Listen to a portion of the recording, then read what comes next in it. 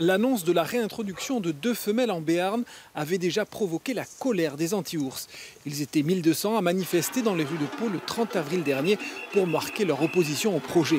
Cette semaine, Nicolas Hulot a signé son plan d'action ours 2018-2028, un texte qui s'appuie sur une étude du Muséum d'histoire naturelle. On y préconise des réintroductions dans les Pyrénées occidentales avec 2 scénarios, soit 3 mâles et 10 femelles pour une hypothèse haute, soit 4 femelles pour un renforcement minimal.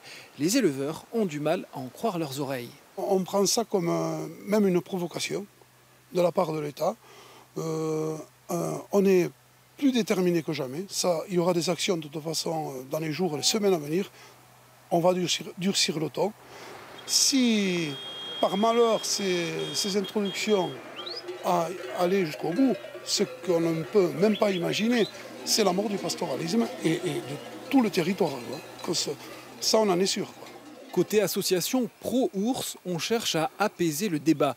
En ce qui les concerne, il faut nuancer les chiffres présentés, car la réintroduction d'une dizaine d'ours entre Béarn et Bigorre est loin d'être une certitude. Ce qu'indique le plan, ce sont les recommandations du muséum, en ne s'interdisant pas que dans les 10 ans, s'il y a besoin, comme c'est prévu dans le plan, notamment s'il y a des bêtes qui sont tuées de la main de l'homme, il puisse y avoir d'autres renforcements. Mais ce qui est décidé, c'est 2 ours pour les Pyrénées occidentales. Reste que le plan a bel et bien été signé par le ministre de la Transition écologique. Un plan qui devrait courir jusqu'à 2028. La bataille de l'ours dans les Pyrénées est donc loin d'être terminée.